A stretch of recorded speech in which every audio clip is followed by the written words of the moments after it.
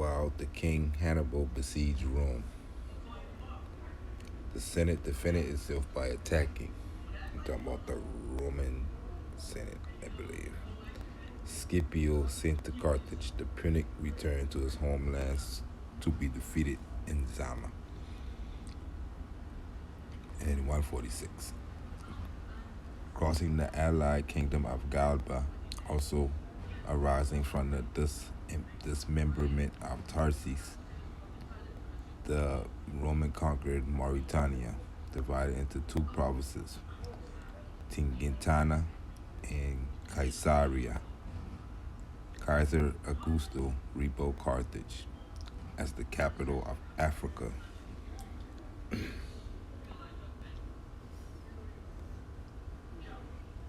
We can make a point after this. Adding Granada historian that the Aeon, so Granada historian from Granada adding that the Aeon coming from Rome to more than subdue the Afariqua, extended their domain over 4 climates in the 127 years of justice and happiness lived by Al-Andalus and many other servitude. So what she doing in this right here, she's comparing the story between Hannibal and Scipio as the allegorical story to what happened with the Americas. But she said they extended the domains over 4 climates. She talking about the only continent that extends from north to south to 4 climates is the Americas.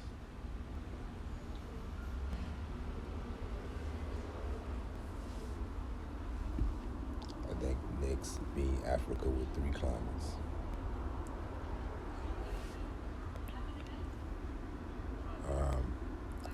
We also see that Mauritania, meaning country of Moors, which is ambiguous,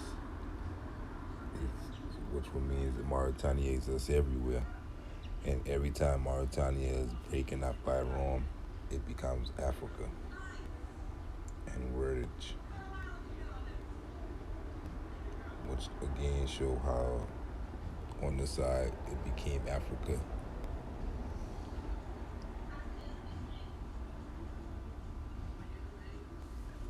After the breakup of its Mauritania.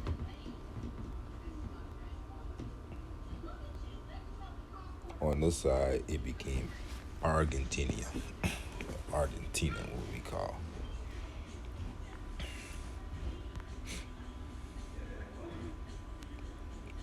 In the history books, it became Africa before Argentina. Today is Argentina. Okay. Letter addressed by the Catholic Queen to Columbus on February 4, 1502, certified the presence of Muslims in America. In preparation for the 4th trip, the first one he would do without Finches and old ones from Barbaria. Isabel responds at the request of interpreters to what you say you want to take 1 or 2 who knows Arabic. So we got Isabel asking this particular Columbus if he need 1 or 2 people who know Arabic to come to America. The queen promised to send them if she found them, but otherwise he would leave without them, because as things were in Portugal, it was not convenient to delay the trip. So they had war with Portugal for these lands. So they had given their haul. With 3 visits to the Indies on the back, the petition proved that Arabic was the free language of the Indies. You see, and we just dealt with that with Meredith Quinn when he talking about Arabic. The Indians had to make sure Indians didn't know Arabic or forget Arabic. Matter of fact, the court him. He said, hundreds of millions of Indians had to die because they knew Arabic. They could have read the old treaties. But even then, the Arabic that they're talking about is a different form of Arabic that we got today. Somebody who speak Arabic today wouldn't be able to read these treaties that they're talking about unless they real studied in the language. Anyway, at the shortage of Arabic speakers in Castilla, with the Granada from the common use, the local language that is Castilian. So at this time, when she was trying to find some Arabic speakers, everybody was speaking Castilian at that time. You know, like they already not overthrow Andalus. Knowing the letter, because it was contributed by Diego Colon to his lawsuit, appearing in the transcript of the Colombian lawsuits, which is a transcript you can get, edited by the School of the Hispanic American Studies from Seville in 1967. We must admit that history does not silence it because of ignorance, if not prudence. So he's saying basically that stuff that they ain't hide, even because either they don't know that that's something they should have hide or not. Faithful to the official version of the story, you see, because it is the future. They extrapolate the presence of an interpreter of Arabic and Hebrew to the fur trip called Luis de Torres. The fact is that Torres did not appear in any document, nor is it mentioned by those who participated in the crossing and counted. Invented the character, like many others. It was, in this case, with ample cause. Logic that Columbus saw translators in all possible languages going in search of the unknown. So, the record book said that he looked for at least two Arabic speakers, but the history books want to say that he looked for multiple linguists,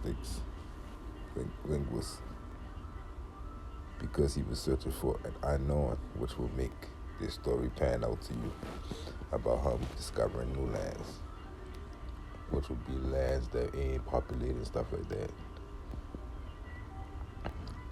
And that go along with the whole lie. Instead, we know that it was wars. It was not a discovery.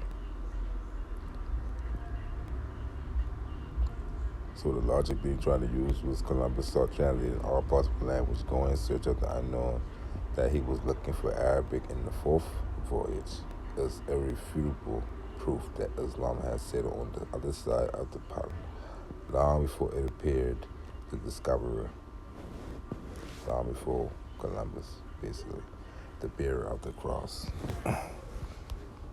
So that's one of the things that they want to hide in history. They don't want what they call it, the Quran to exist in the Americas before the Bible, the Holy Book. They don't want the other Holy Book to be, because that proves that it was holy wars between Moors and Christians instead of some discovery, and instead of some African slave trade by the Europeans. It was the war on the Moorish Americans by the Europeans and the Christian powers with the church. That's what the reparation. That's the basis of what reparation. Even you can't even express what you want, like, because the story's so discombobulated that they got to sit down for years to do research into what happened to who and what. But if you make it simple, I know Raleigh came, told you, Moorish Americans. Automatically, as we see in these videos, we see who owed reparation and why and how and who did it. We just saw with the room how they ended 127 years of justice and happiness lived by our Andalus. Just from what they did with the split of Tingitana and Caesarea. We're going to see how they did that on the side. The kingdoms of Mecca and Azamor conquest by Portugal by succession of Martin V belonged to the Sharif. And that's the split between same things as the old Rome when they split up Mauritania, split up the kingdom of Fez by Martin V, which was South America in 1430, I think. The ruling class and good part of the population lived with the Jewish minority. So the Muslims, the ruling class, and a good part of the population, okay, at this time, for the Jewish minority. You know, you always Moors and Jews when you read these stories. Dedicated to commerce, some of his members appear occupying prominent places in the government and the court with the title of Sheikways. And when you read the Tripoli Treaty, you see one of the Moors got the name Cheikway. Spelled a little different, but you know, we deal with time periods. That's an earlier time period than those treaties, much earlier. Resident Christians, merchant, Genoese, and Spanish abounded. So you got Christian merchants, you got Genoese, and you got so-called Spanish, which, you know, all these could be different types of Moors, and who, like today, we got different religious creeds and customs. And that's how you divide and you can break up a people when they got different gods or whatever. Okay, they used to be converts, more comfortable among Muslims than in the empire of the Inquisition. So you got the Spanish, Genoese, and these Christian merchants they'd rather be over here with the Moors of the Islamic faith. Because, you know, they still had their freedoms and whatever, instead of being around these goddamn Inquisitionists. Not being custom of navigators to get into matters of creed, a single crew of Columbus, remembering that on the fourth trip they began to discover in Yucatan or Maya, the first land of Indians, quote unquote, said ignoring whether the population was Jewish or not, for not having landed, which indicate that they were Jews in the Indies. Duke of Medina Sidonia died in 1507 in relation to the Berber, Canary Islands, and Cape of Arguer had books in Hebrew from the Safi. So, is a book called The Presence of the Jews in Iberia or the Maghreb or Morocco, one of the two. And it talks about how wherever you got land of the Moors, you have Moors and Jews there. Just know that. Just like North America today, right?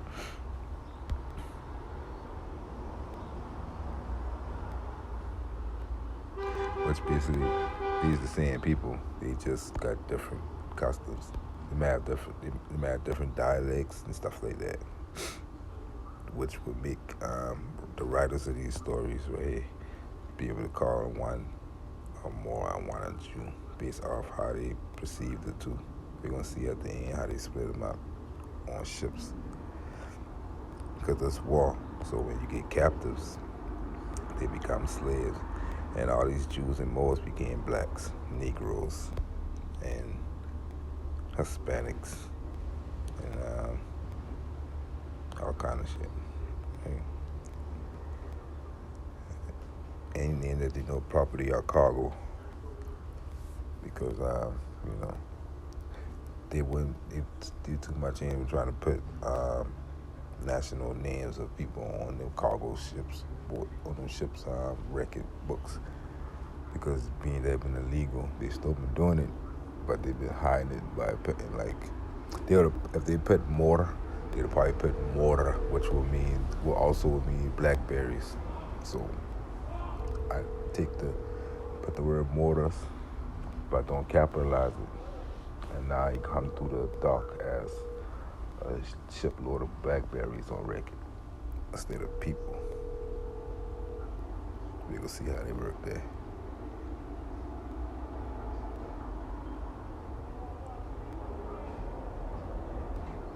There they get to Savoy.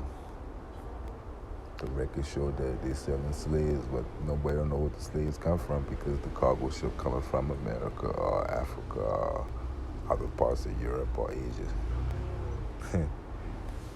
Wouldn't. And we get into that later. How a good book that tries best. Well, I think it's the best I've seen and making sense of all that shit.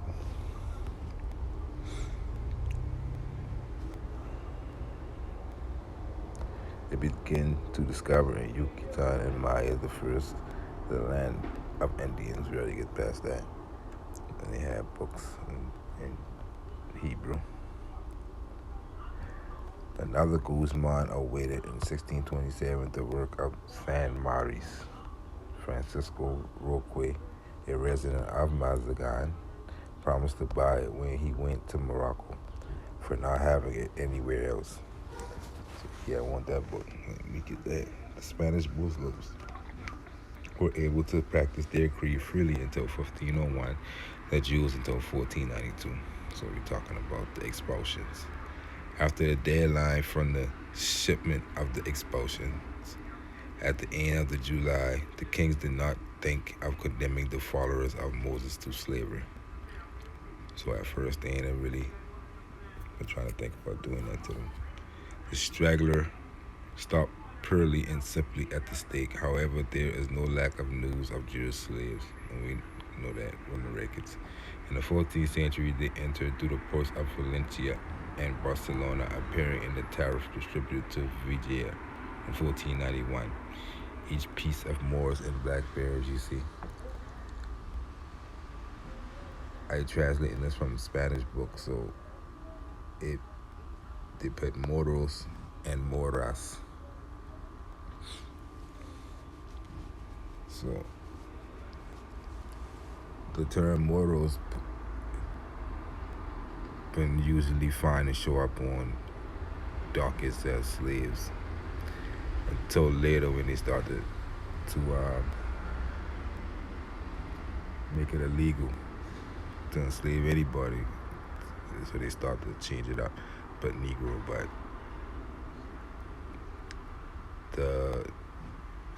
they had like stuff that they could say you can't enslave nobody unless through war. So it wasn't it wasn't being illegal when they put Moors and Jews and stuff like that on it during those if they could have proved that those captives been through war, which a lot of the times they've been mostly kidnapping and raids, which was illegal. So you say are Jewish, but in the book they translated like that, but they say Judios and Judias, which is feminine and masculine.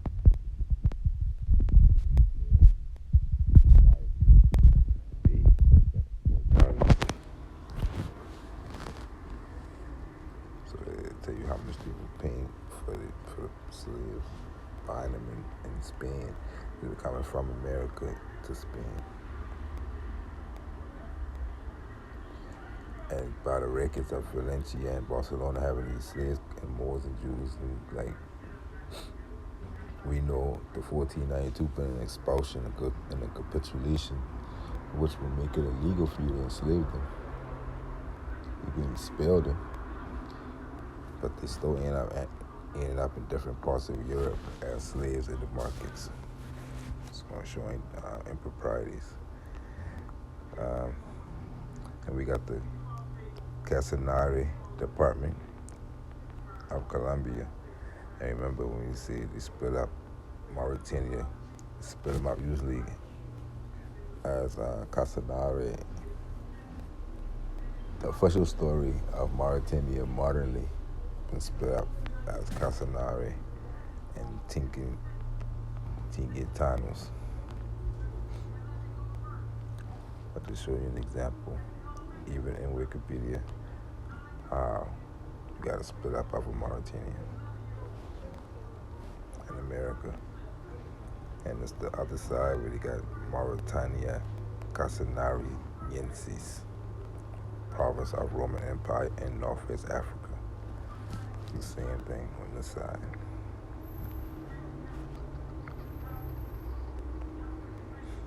You see?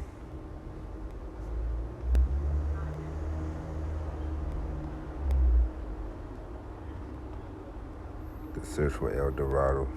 The reference to an El Dorado-like kingdom occurred in 1531 during Ordaz's expedition when he was told of a kingdom called Meta, which is Mecca. On the side, we're going to get into that, the Meta River.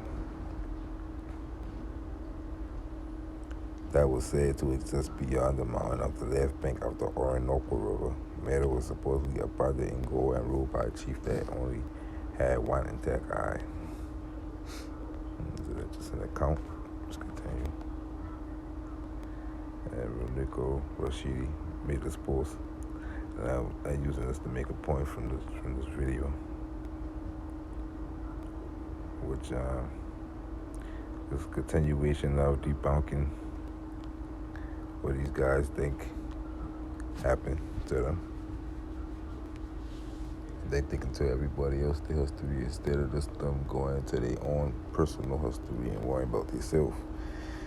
But then they can generalize history and fly it over millions of people. So, Ecuador, Esmeraldas. Ecuador was once called Esmeraldas in the time period of the Holy Wars. We got Moors, and you know, they've been fought and displaced, and they all over the place now. They end up being captured, and some being shipped around.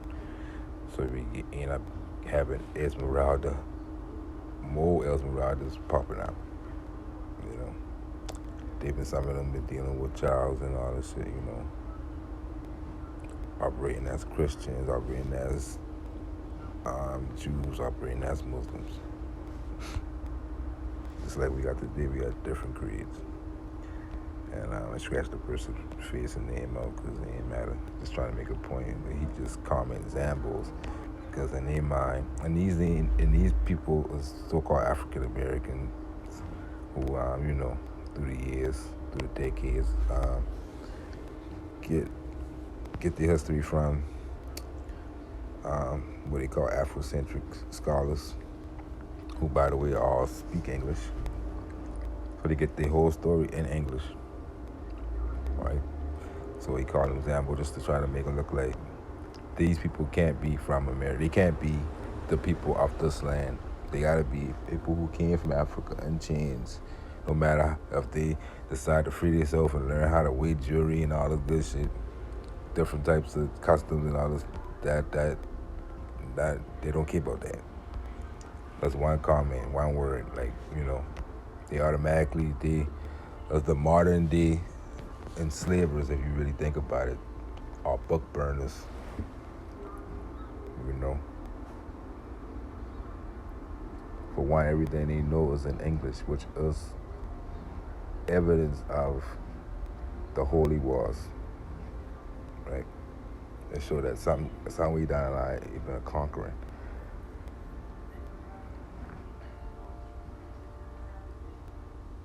Right? We got a church on every corner, right?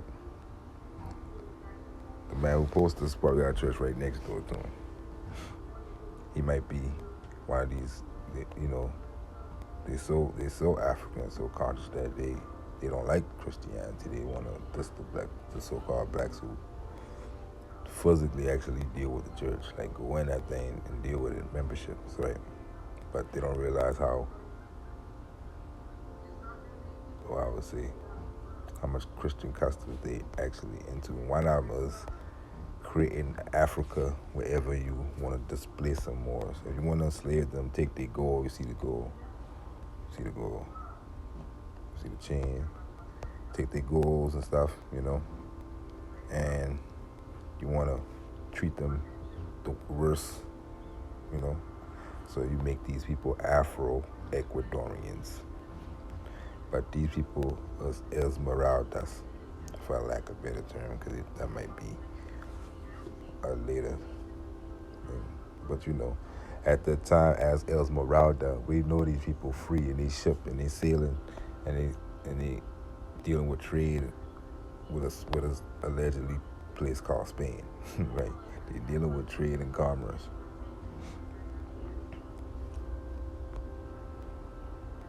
Right? And you see names like Don, Isa, Don Francisco and stuff like that. You don't ever think about people who look like this because that's the Afrocentric illusion you've been given to believe that if his name ain't Kunta, if his name Don Francisco, he have to have been some slave or some Italian or something like that. And they end up just start being like this. That's I call self-hate that people have for themselves. Because you don't know, that could be possible, right? That could be right. But if you don't know, why automatically choose that for yourself? Like you had no intelligence to do nothing. Everything was taught by somebody else to you, huh? Okay? An example. And they got ads of these little Facebook screenshots and stuff that, just stuff to go over just to see the mind state of people from this book. Even Don Fran de Robe. So, get this little book. And it did a lot of explaining of what everything means based off the caste system that was set up by people like Charles and Christian Powers. It was from that book. After 1650, Angola was virtually a colony of Brazil. And we can be sure that many persons of African ancestry went there, of American ancestry went there. And his research and the research of Isabel Alvarez, I like to look at both. He helped explain some of the words and some of what's going on in her book. Her book being in Spanish and being my language of speech. I gotta find references and stuff that she said, but you can tell that the research is on point on both of them. They're saying some of the same things in different ways. He's more modern. Like, I think her book came out a couple of years earlier than others. But we're about to get into that funk. After 1650, Angola was virtually a colony of Brazil, and can be sure that many persons of American ancestry went there because the Kingdom of Brazil, which is Morocco, Fez, and all that, have already been at war with each other since we already know before, since the times of Hannibal and them, and the times of the Benny Marines, the sons of them, the seas, the high seas, and those Moors being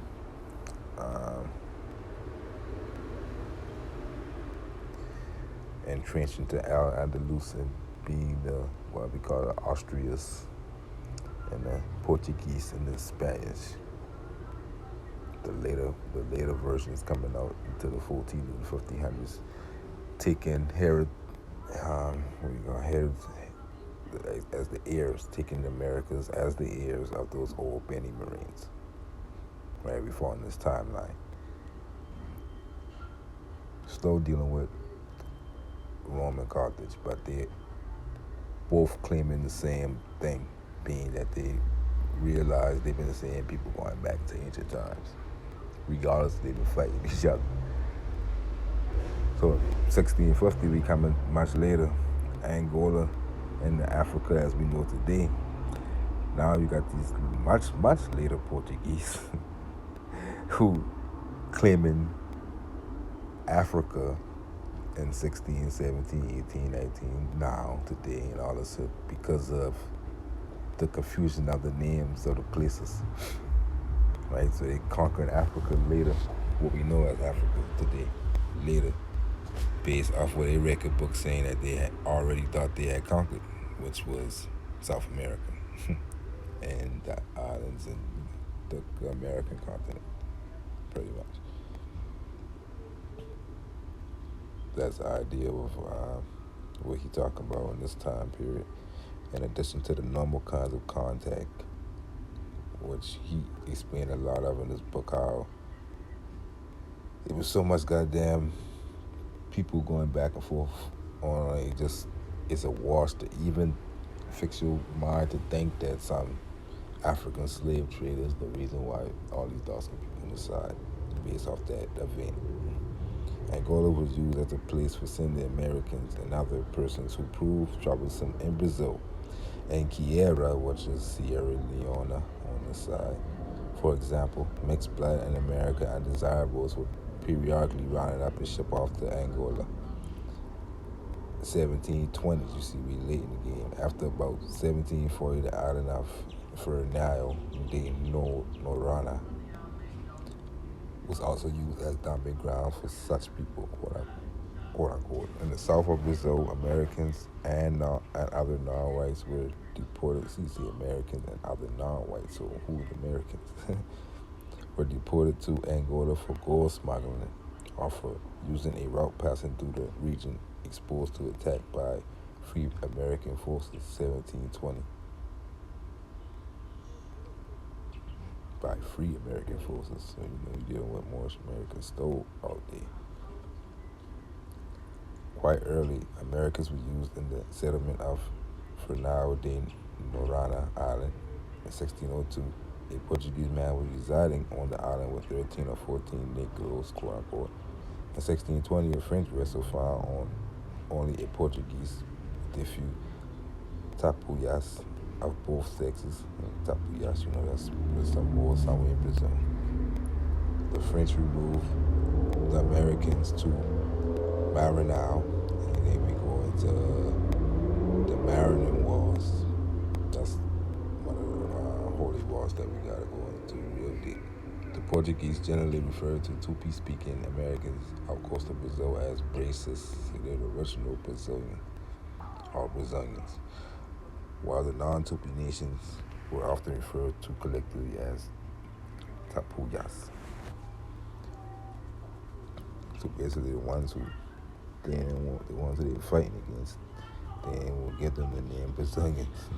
So they could end up those Moors end up being took into different quarries and different factories and mills and stuff in Africa. The late ones created by Portuguese. The later Portuguese monarchs, whatever.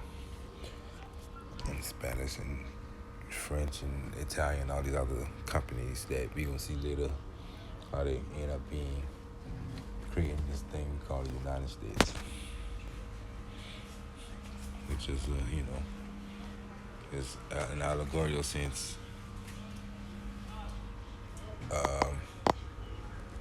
It was a model to how the rest of the world decided to run it.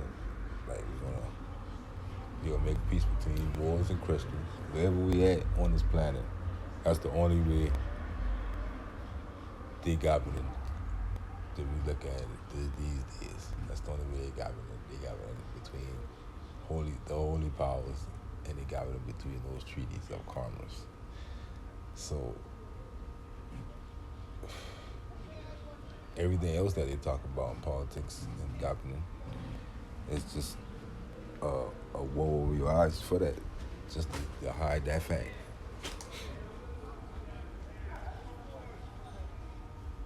And all the wealth and the riches gotta go back to the people someday.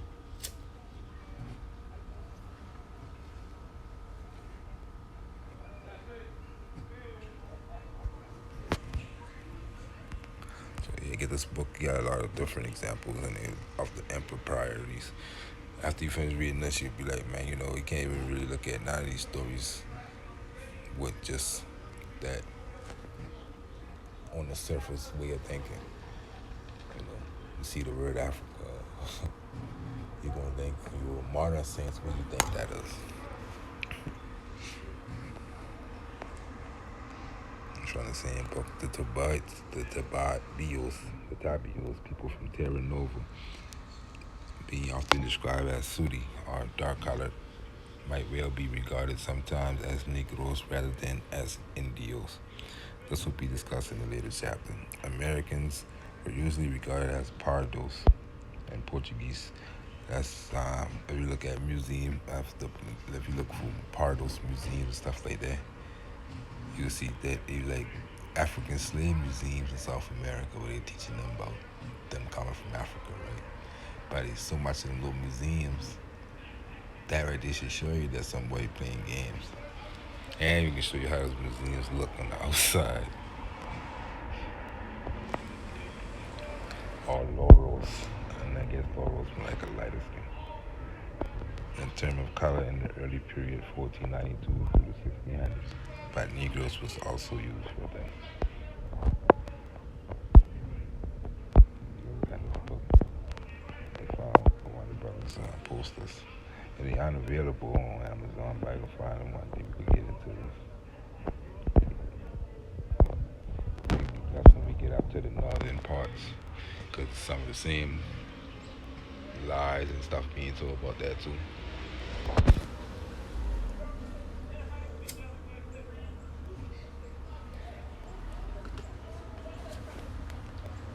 Let's get into the northern parts too. Finland and Ireland and England, how they get involved into this. Okay, now we're about to go back a little bit in time. So you can have an understanding what's going on in these holy wars in America in 1492. Who's the people we already not see, who the Castilians and the Portuguese and all that. Let's see who the people is. The American nations are the outlines of their general history, ancient and modern, by Constantini Samuel Rafinisque. Let's see what he got to say about some of these people, making some connections.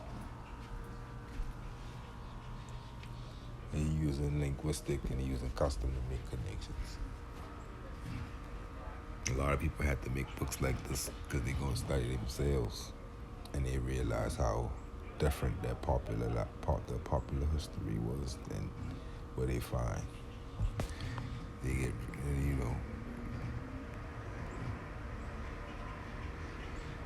start to find all the ambiguities. And, you can get kind of excited when you do too. You be coming through. Many tribes of Brazil and Guyana may have reached there direct from Africa. The Puris and Yaruras appear to be mulatto tribes speaking Negro dialects. So in his mind, he said people, they probably a little shade lighter than their African brethren. In that time period, I think, I got no date, but I think it's like between 17th and 1800s or early 1900s. But I know this book ain't new. And ain't too old. They still got the mind. They got sort of a mind state of what we got today. You can tell by how the author speak. And he said they speak in Negro dialects. So they speaking like these Africans, but they kind of like them. They may have come in later times. The Great Guarani nations, falling to Brazil, Paraguay, part of Guyana, and Amazonia, has many African analogies of speech, even among the Negro nations, besides putting adjectives after substances like them and the Berbers. And the Moorish Latin does that, they put the adjective after the substantive. After this, the Amazon, a Libyan, and they're picking different parts in there. The whole, we read the whole thing in time. After the Amazons, a Libyan scholar, people ruled by queens, invaded the Insula Atlantis under the dynasty of Queen Murana or Marine. So he's dealing with the ancient histories of the different tribes across the world.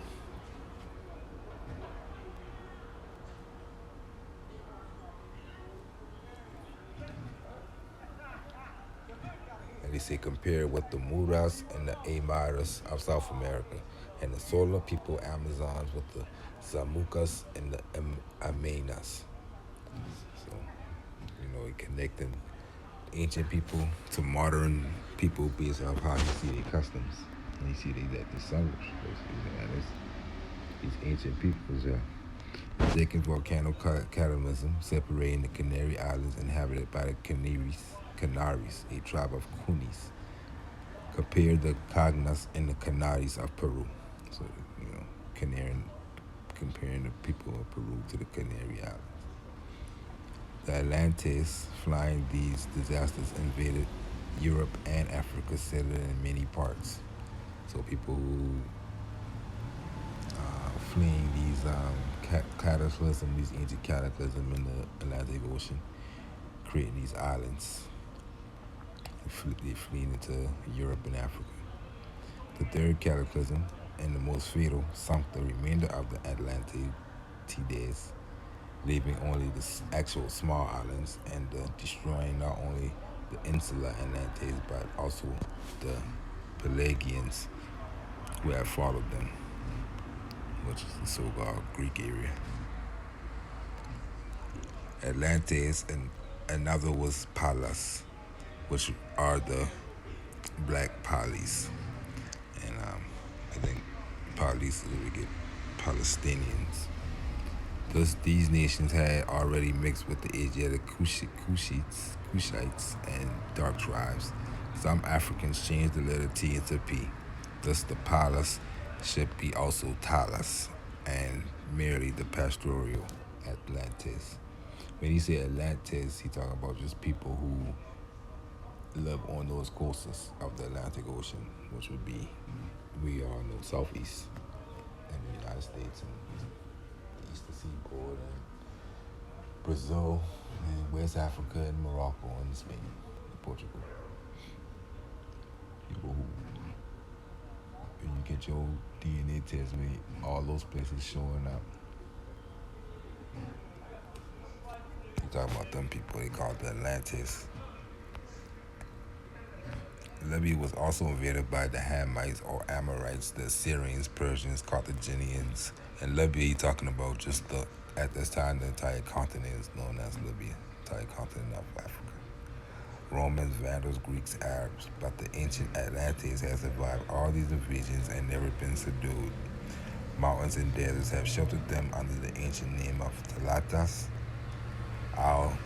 Tololes, Talat, and Etules, and the modern names of Tali, Tariq, Shelis, Berbers, and Shawiyas. And we still talking about Mauritania. Antela was their name for the Atlas Mountains. See, Leo Africanus. That's where they get this from, that part from. Their refuge against the floods and invaders. This name, modified into Hanto, was applied to the American mountains. See how he made that connection real quick. We talk about these Inatas who went into Morocco at one point and basically they destroyed it because they didn't know how to govern it. And they've been said that come from a place like the Atlas Mountains. And we see Hanto was a name applied to the American mountains too, so you can take that for what it is. They also call Spain Hando, whence the name of Andalusia in Spain wrongly deemed derived from Vandalus. A lot of people say that that's the name for the Vandals, but he put a dent in that too. The Spanish Atlantic is now extinct. The Spanish Atlantic, because he's dealing with every kingdom or place on the Atlantic Ocean. It's on the Atlantic. The Guarani Nation fell under Brazil, Paraguay, parts of Guyana, Amazon. We already read this. We go into some of the words that in Africa and America is the same, similar. They are Negro languages.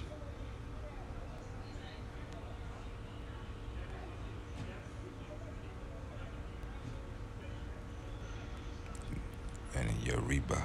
And that's why I think they call it Estevan or Arabized black, because even from a place in South America that was as a Moor. But the word Yoruba or Uraba or a place called Aruba today. I think they coincide that with Arabia at that time. And as we see in the last slide there, Columbus been looking for Arabic translators, and Spain took over them. Yet, in general, the other Negro languages have few analogies in America, the same with those of Australia, Africa, and Abyssinia. So basically, it's saying certain kingdoms connected with each other. And 2,450 years before Christ or Columbus, I can't remember which one, they talking about Columbus. The Yarbas and the Uribas, the so-called Black Arabians, you see, invaded Africa and have produced all the long-haired Negroes on this continent, called Milano, Getuli by the Greeks. They had 10 tribes who of them were Atalas and Antas. And he making this connection because he realized that their names like Atlas and Atalas and all that signified that them coming from Atlantis or someplace in America. And like I was saying earlier about the Uribas. You know, in Africa you got Uribas.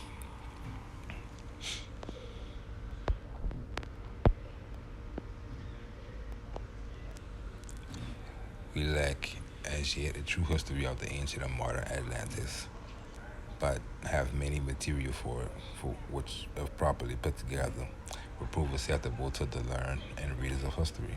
In Europe, the Spaniards and Italians chiefly derived from the Atlantic tribes. In Africa, all the Tarik and Berber tribes from Morocco to the Nile are per-Libyan Atlantis. In Asia, their common ancestors are found in Tartary among the Karthulis of Georgia and the Caucasus, besides many tribes of Taurans and Tartars, the Heptals and the Dalites, or White Huns of the, Middle Ages. We got a bunch of these little notes. What he's doing is connecting ancient history and try to bring it to modern. We got 2071 years before Columbus. Another Pali king, Tuigor, invaded Egypt and Libya. Another Utuxis did the same in 2005 BC. They were the shepherd kings who conquered Egypt and held it for a long while. I do not pretend to make these Indian and Libyan dates agree with Egyptian chronology and names, which are so much involved in doubts. I merely mean to prove that the tribe of Palis have spread through Africa to the ocean in very early ages, which may explain the American analogies with them and their European brethren, the Pelagians. They may even be traced around eastern Africa from Abyssinia to the Cape, since the Amaras and the Galas descend from them, like the Kosas and Kwas, nicknamed Kafirs and Hottentots. which was South Africa, just like that. Ankh, one of those tribes from Telmai or Dalmi of Moses, the Amorites armory of Moses, went also to Libya. The Ammonites, Amun of Moses, are well known to have dwelt both in Arabia and Libya. And that's what I was saying earlier about where there's Moors, there's Jews. We went back to ancient times and seeing people under different ruling powers. The Amalekites of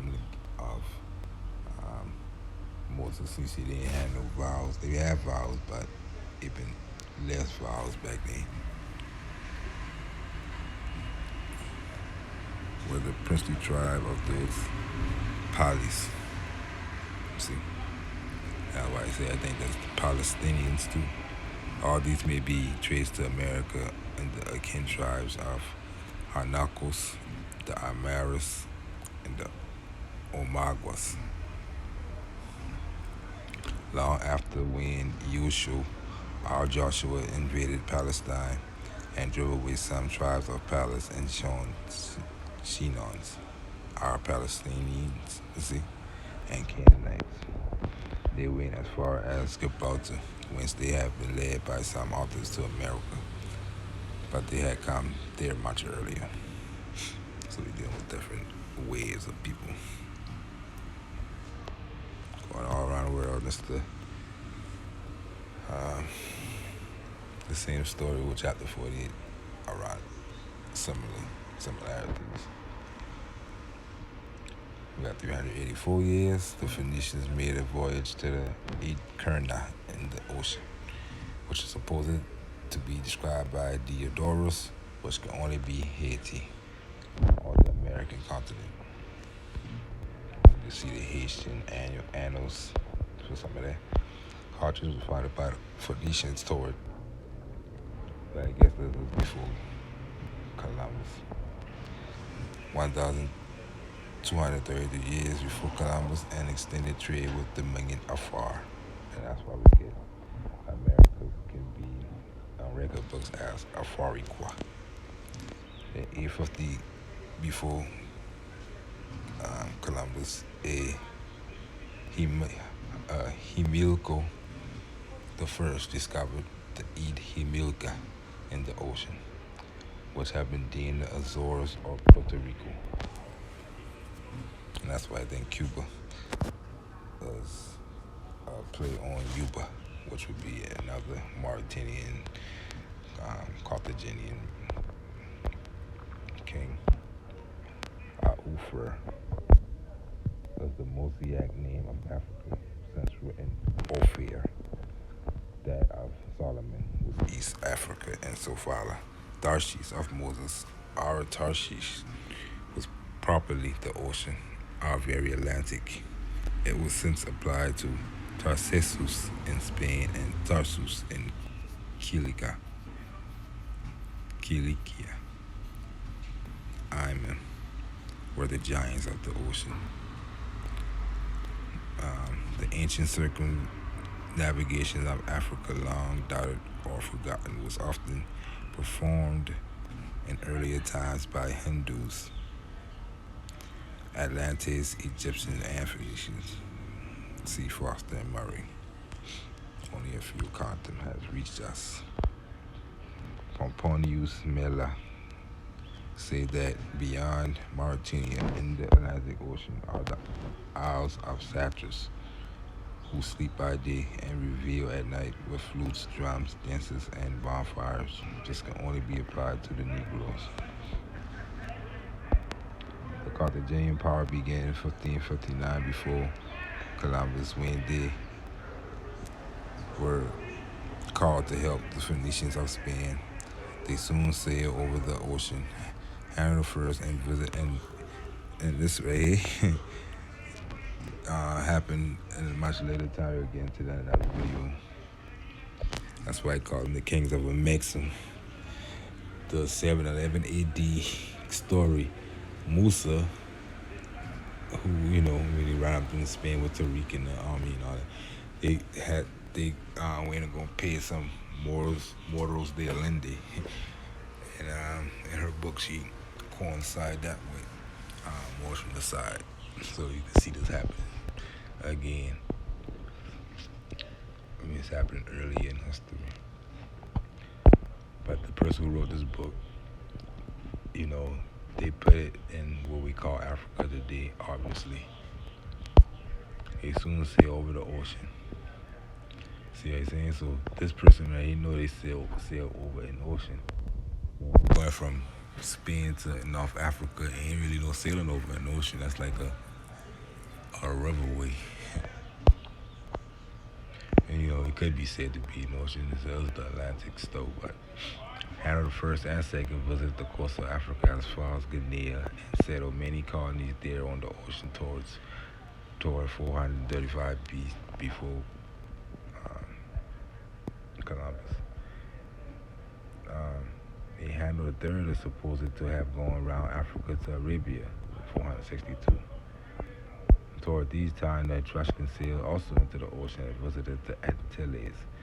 So this person really he talking about these stories of the Hanno's expeditions, but in his mind he believes it's America based off the affinity that he finding with the two Ghanas, you know. Since they had quarrel with Carthage for that remote trade, so they've been fighting between the Etruscans and the Carthaginians, fighting all these Moors. They were fighting not Mediterranean wars, but Atlantic wars. The Carthaginians prevented them and forbid their own colonies, afraid of them drawing away the people. So they even were letting other Carthaginians come to the Americas sometimes.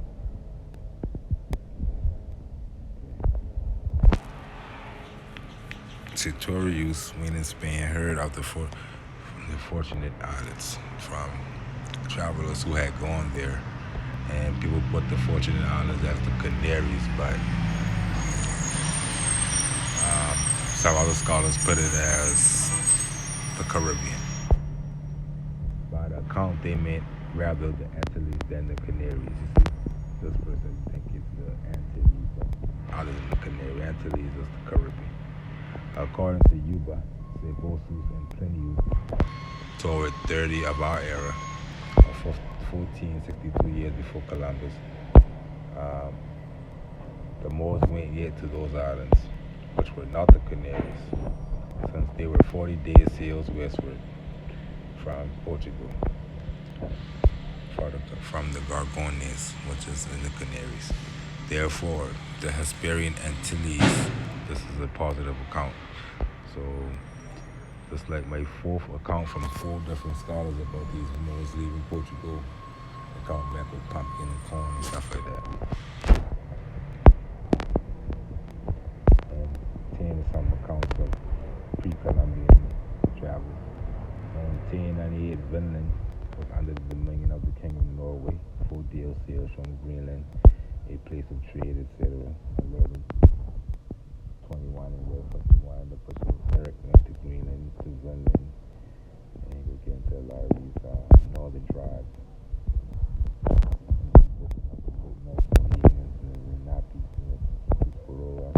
He went as far as Carolina, 340 years before Columbus. 1,000 years to 300 years before Columbus, a prince, Mardi, he's of the Moorish. These stories, the stories of Marduku, calling the Moorish prince from Wales to North America. 2 voyages are mentioned and settled there in the last. He neither began a nation nor became the ancestors of any tribe, allegedly, but he went there and his long colony was blended with the native tribes. So that's tell you he caused influence. In 1198, the Brazilian Way, is the evidence, well known as a die, supposed to come from the land of Brazil, which is in Ireland, Hibernia, and picked up on the coast of Ireland, brought, however, all the way from South America by the currents. 1280, Roger Bacon contended that there is a western land world.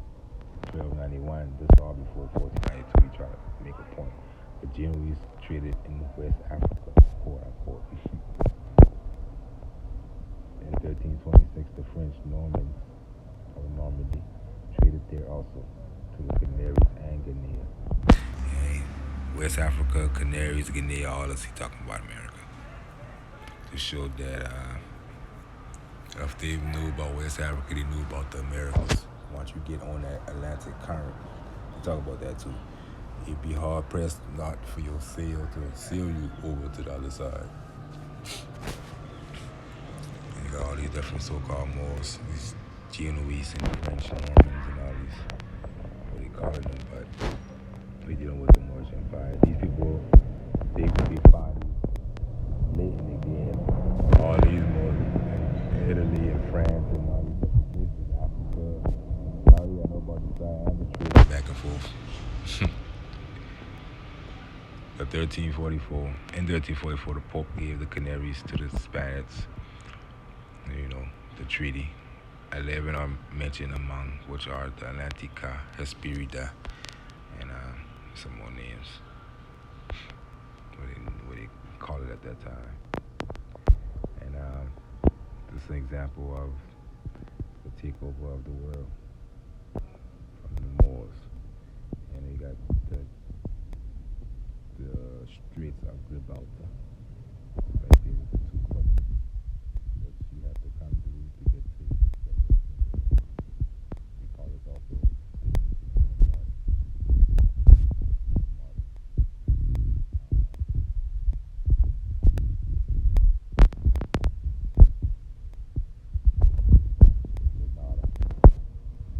Carlito de Carlos the First, Charles the First, and Grenada. Portada de Oriente, the port to the west. Went through the Strait.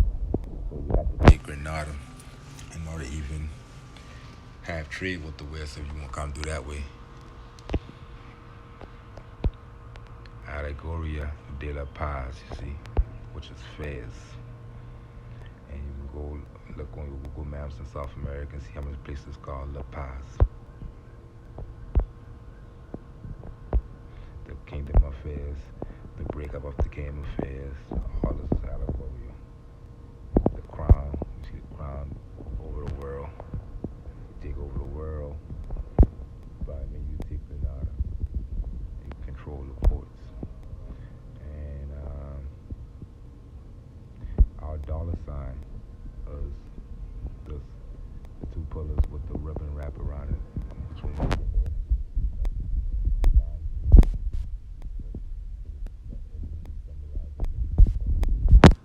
rulers of world trade, the ancient Carthaginian ports of the world, the ancient Phoenician and Canaanite ports, more, but modernly Moorish. Let's keep it simple, let's keep it legal. And we'll continue in the next one.